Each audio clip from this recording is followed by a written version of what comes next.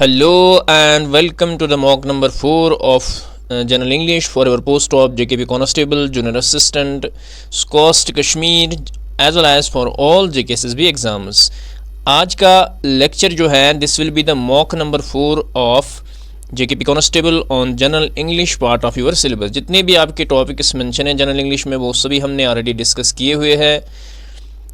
इसके अलावा हमने 3 मॉक जो हैं ऑलरेडी आप लोगों के साथ डिस्कस किए. आज जो हैं this will be the mock number 4. तो इस मॉक में हम 20 MCQs डिस्कस करेंगे आप लोगों के साथ and these 20 MCQs will include all your topics. जितने भी आपके टॉपिक्स मेंशन है सिलेबस में उन सभी को यहाँ पे हम डिस्कस करेंगे. जितने भी एस्पिरेंट्स हमारे साथ पहली बार जुड़े इस वीडियो के जरिए प्लीज़ इस वीडियो को ज़्यादा से ज़्यादा शेयर कीजिए और हमारे चैनल को सब्सक्राइब ज़रूर कीजिए. और जिन्होंने इससे पहले वाले मॉक जो हैं अभी अटैम्प्ट नहीं किए हैं वो ज़रूर मॉक्स को अटैम्प्ट करें. तो बिना टाइम वेस्ट किए करते हैं start from the very question number 1. तो क्वेश्चन नंबर 1 जो है that is Chirag hardly ever cooks dash. Option is are isn't he, option number B is he doesn't, option C is doesn't he, option D is does he. ठीक है, Chirag hardly ever cooks dash, उसके बाद last में we have the question mark. तो इस question का जो correct answer आएगा that is option number D, that is does ही. तो यहाँ पे जो है डज ही आएगा. ठीक है, जब भी मेन स्टेटमेंट जो है वो नेगेटिव में होता है, ठीक है, नेगेटिव में होता है, क्वेश्चन टैग जो होता है that is always in positive. That is why यहाँ पे पॉजिटिव है. हार्डली एवर जो है यहाँ पे इट इम्प्लाइज नेगेटिव मीनिंग, ये यहाँ पे नेगेटिव मीनिंग देता है. दैट इज वाई यहाँ पे डज ही होगा. That is the positive, that is the positive case. So the correct question tag जो है यहाँ पे that is does he. Option number D जो है यहाँ पे करेक्ट आंसर आएगा. नेक्स्ट क्वेश्चन पे हम मूव करेंगे. नेक्स्ट क्वेश्चन जो है that is we have been in sector 8 Gandhinagar dash 1997. Option is are for, from, about, since. Question number 2 जो है that is we have been in sector 8 Gandhinagar dash 1997. ठीक है, तो 1997 जो है it is a point of time और point of time के लिए जो है हम यूज़ करते हैं सिंस. ऑप्शन नंबर डी जो है यहाँ पे भी करेक्ट आंसर आएगा. Option D will be correct here. Let us move to question number 3. Question number 3 जो है that is our armed forces are dash those of any other country in the world. Our armed forces are superior than, superior to, superior from, superior of. ठीक है, तो इस question का आप हमें correct answer बताएंगे. Our armed forces are, option number B जो है यहाँ पे करेक्ट आंसर आएगा. यहाँ पे सुपीरियर टू आएगा. This will be the correct answer here. Our armed forces are superior to those of any other country in the world. Option number B जो है यहाँ पे करेक्ट आंसर आएगा. Let us move to the next question. Next question जो है that is which of the following is the meaning of the phrase to set one's face against. तो इस phrase का मीनिंग बताना है. to set one's face against. Options are to oppose with determination. Option B is to judge by appearance. Option C is to get out of difficulty. Option number D is to look at one steadily. इस question का आप हमें correct answer बताएंगे. तो to set one's face against का मतलब होता है टू अपोज विद डिटर्मिनेशन. ठीक है, ऑप्शन नंबर ए जो है यहाँ पे करेक्ट आंसर आएगा. Let us move to question number 5. Question number 5 जो है that is Raju could be easily arrested because the police were tipped off in advance. ठीक है, तो यहाँ पे जो है we have to, यहाँ पे जो phrase यूज की गई है that is tipped off. ठीक है, tipped off जो phrase यूज की गई है that is the underline here. हमें इसका मीनिंग बताना है. ठीक है, तो ऑप्शंस यहाँ पे गिवन है. Options are Option number A is that is toppled over. Option B is bribed. Option C is given advance information. Option D is threatened. ठीक है, ऑप्शन नंबर डी जो है दैट इज थ्रेटनड। तो tipped of जो है ये एक phrase है जिसका मतलब होता है ए वार्निंग और secret information about something, secret information about something. तो यहाँ पे बताया जा रहा है कि राजू को जो है इजीली अरेस्ट किया गया या could be easily arrested because the police were tipped of in advance, यानी पुलिस को जो है पहले एडवांस इंफॉर्मेशन थी। ठीक है, ऑप्शन नंबर सी जो है यहाँ पे करेक्ट आंसर आएगा। We will move to the next question, question number 6. Question number 6 जो है that is he was undecided, he let the grass grow under his feet. It is again a phrase. We have to point out the meaning from the option is let the grass grow under his feet. Options are stayed out, sat unmoving, moved away, loitered around. ठीक है तो इस question का आप हमें correct answer बताएंगे। तो let the grass grow under his feet जो है इसका मीनिंग होता है to be inactive, to be inactive या टू डू नथिंग। ठीक है, तो यहाँ पे अगर आप ऑप्शन में चेक करेंगे that is option number D जो है यहाँ पे करेक्ट आंसर आएगा। Option D will be correct here. Let us move to next question. Next question जो है that is based on your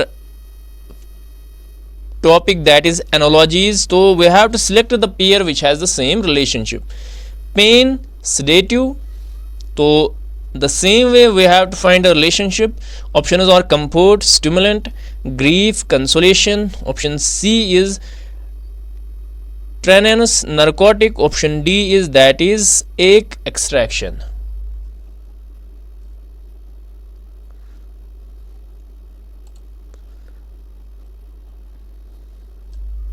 तो इस क्वेश्चन का आप हमें करेक्ट आंसर बताएंगे।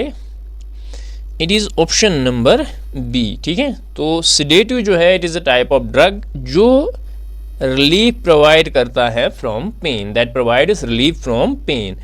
And in the same way consolation जो है it provides relief from grief. ठीक है, provides relief from grief.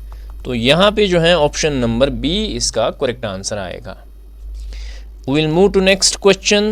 Next question is also based on your analogy part of your syllabus. Select the pair which has the same relationship. Options are option जो है यहाँ पे we have पहले हम देखेंगे कि रिलेशनशिप हमें किस वे में फाइंड आउट करनी है। आर्मी जो है उसको रिलेट किया गया है लॉजिस्टिक्स के साथ। In the same way we have to find a relationship.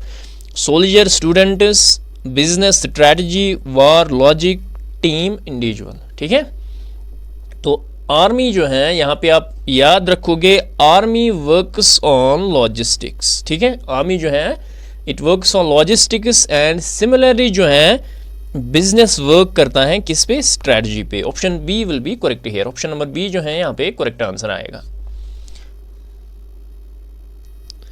Late us move to the next question. Next question जो है we have to find which part of sentence has error. ठीक है, तो सेंटेंस जो है यहाँ पे दिया हुआ है it was him who came running in to the classroom. Option are it was him who came running in to the classroom और the sentence has no error. ठीक है, it was him who came running in to the classroom. तो इस question में जो इस part of sentence में जो एरर है that is in part A, that is it was him नहीं आएगा, यहाँ पे आएगा it was he. It was he who came running in to the classroom. ठीक है, ऑप्शन नंबर ए जो है यहाँ पे करेक्ट आंसर आएगा। Let us move to the next question. Next question जो है that is we have to identify the tense used in the following sentence. I will represent him in court. Option are simple present, simple future, future perfect, future perfect continuous. ठीक है, I will represent him in court, ठीक है। तो यहाँ पे sentence को जो है किस टेंस में लिखा गया है, तो it is simply the future simple tense, that is option number B जो है यहाँ पे करेक्ट आंसर आएगा। Will shall with first form of verb without any helping verb, तो यहाँ पे ऑप्शन नंबर बी जो है यहाँ पे करेक्ट आंसर आएगा। Let us move to next question. Next question पे हम मूव करेंगे। This is based on articles can you pass dash salt please, option is और a and the no article. Can you pass dash salt please, तो इस question का correct answer आएगा option number C, that is the, ठीक है। Salt जो है it is an uncountable noun, ठीक है, अनकाउंटेबल नाउन। तो अनकाउंटेबल नाउन उसके साथ ए भी नहीं यूज होता है और एन भी नहीं यूज होता है, तो we will use here option number C, that is the, ठीक है। तो साल्ट जो है एक अनकाउंटेबल नाउन है, that is why we are using here the.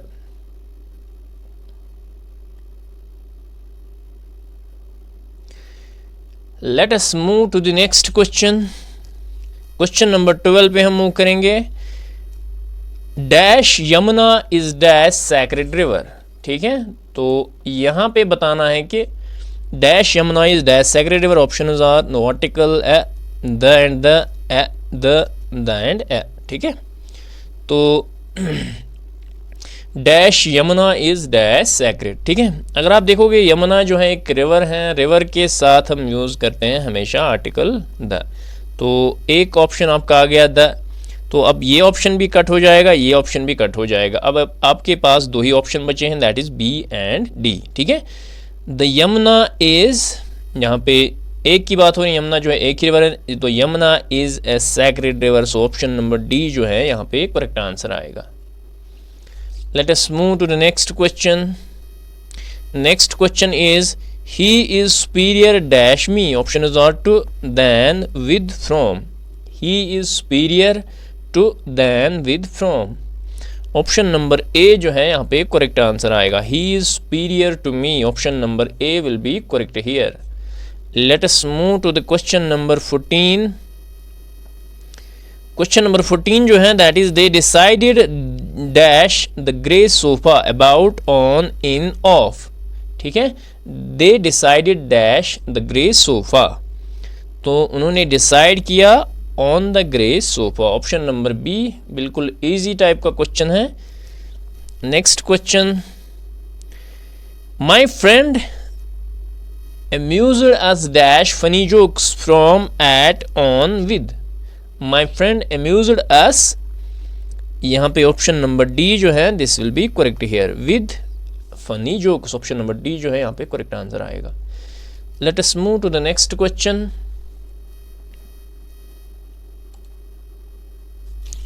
Next question पे हम मूव करेंगे। नेक्स्ट क्वेश्चन जो है that is which of the following is the synonym of germinate, ठीक है। तो जर्मिनेट जो है इसका सिनोनिम बताना है, तो option is are decay, breed, produce, sprout, ठीक है। तो जर्मिनेट का जो है आपको बताना है इसका सिनोनिम। तो पहले आपको जर्मिनेट की मीनिंग पता होनी चाहिए। जर्मिनेट जो है इट मीन्स जब भी कोई चीज़ बिगिन टू ग्रो करती है that is known as germinate. तो यहाँ पे ऑप्शन अगर आप देखोगे डिके जो है इसका मतलब होता है कोई चीज़ जो है रॉट या डिकम्पोज होनी। ब्रीड जो है, ब्रीड का मतलब होता है mate and then produce offspring. इसी तरह प्रोड्यूस जो है, प्रोड्यूस का मतलब होता है मेक और मैन्युफैक्चर फ्रॉम कंपोनेंट्स और रॉ मटेरियल्स। और ऑप्शन नंबर डी जो है दैट इज स्प्राउट। स्प्राउट जो है, स्प्राउट का मतलब होता है पुट आउट शूट्स। जब हम सीड्स वगैरह बोते हैं ज़मीन में, तो जब वो सीड जो है बाहर निकलने स्टार्ट होते हैं उसको बोलते हैं स्प्राउट, ठीक है। That is the synonym of germination या जर्मिनेट। ऑप्शन नंबर डी जो है यहाँ पे करेक्ट आंसर आएगा। Let us move to the next question. Which of the following is the opposite meaning of word abstain? ABSTAIN। abstain जो है इसका हमें नेक्स्ट क्वेश्चन जो है that is which of the following is the opposite meaning of word abstain, ठीक है। Option is are hold, tolerate, forbear, begin, ठीक है। तो एब्सटेन जो है इसका मीनिंग होता है अपने आप को रेस्ट्रेन करना फ्रॉम डूइंग समथिंग, ठीक है। अपने आप को रेस्ट्रेन करना या restrain one self from doing और एन्जॉइंग समथिंग, फ्रॉम डूइंग और एन्जॉइंग समथिंग, ठीक है, फ्रॉम डूइंग और एन्जॉइंग समथिंग, तो दैट इज़ एब्सटेन। अब इसका उल्टा जो आएगा that is simply the begin. Option number D जो है यहाँ पे करेक्ट आंसर आएगा। तो एब्सटेन जो है इसका बिल्कुल अपोजिट आएगा बिगिन, ठीक है। इसका मतलब होता है रुकना, रोकना, इसका मतलब होता है बिगिन इज़ टू स्टार्ट, ठीक है, या कॉम्युनिस्ट करना कोई चीज़। सो होल्ड जो है, होल्ड का मीनिंग होता है you know it is a stock और store of money. Let us move to the next question.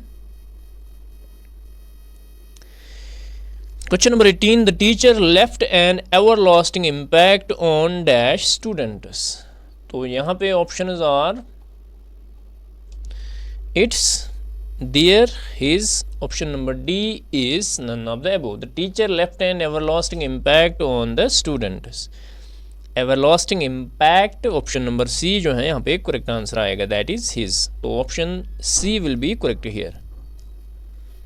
Question number 19 पे हम मूव करेंगे। क्वेश्चन नंबर 19 जो है that is I have nobody dash I can confide in. Option is are which, whom, whose, whoever, ठीक है। तो question number 19 का आप हमें करेक्ट आंसर बताएंगे।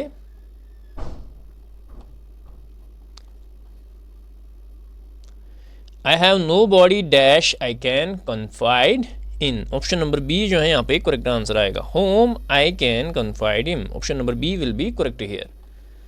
Late us move to the next question.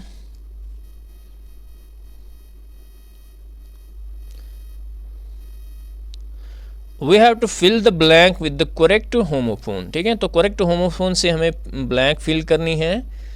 तो इन the dense forest a mother dash and her कब्स roamed freely enjoying the tranquility of their natural habitat. Options are bear, beer, bear, bear, ठीक है। तो इस question का आप हमें correct answer बताएंगे। तो BARE बियर जो होता है इसका मतलब होता है समथिंग दैट इज अनकवर्ड या नॉट क्लोथ और कवर्ड, ठीक है, BARE, ठीक है। तो बीर जो है it is A alcoholic drink, और यहाँ पे BEAR जो है ये एक वाइल्ड एनिमल है जिसकी यहाँ पे बात हो रही है। Option number C, option number C that is BEAR। In the dense forest a mother bear and her cubs roamed freely enjoying the tranquillity of their natural habitat. Option number C जो है यहाँ पे correct answer आएगा। So these were the 20 questions on your general English part of your syllabus for your post-op JKB Constable, Junior Assistant, High Court as well as for all JKSSB exams. I hope कि आपको हमारा content पसंद आया होगा। जितने भी aspirants ने इस मॉक को अटैम्प्ट किया वो हमें कमेंट सेक्शन में ज़रूर बताएं कि आउट ऑफ 20 जो है आपका कितना स्कोर रहा। तो this was all about for this mock. इसके अलावा हमने जो है general knowledge and current affairs पे मॉक अपलोड किया हुआ है, एज वेल एज़ कल हमने कंप्यूटर पे भी मॉक अपलोड किए हुए हैं। तो आप जो हैं उन मॉक्स को ज़रूर अटैम्प्ट कीजिएगा। आपके पास अभी भी 2-3 दिन हैं। You should try to do more and more practice through mocks, through MCQs। तो जितना हो सके आपसे MCQs की प्रैक्टिस करिए थ्रू मॉक्स और MCQs। तो this was all about for today's lecture. मिलते हैं नेक्स्ट वीडियो में। Till then take care, bye bye.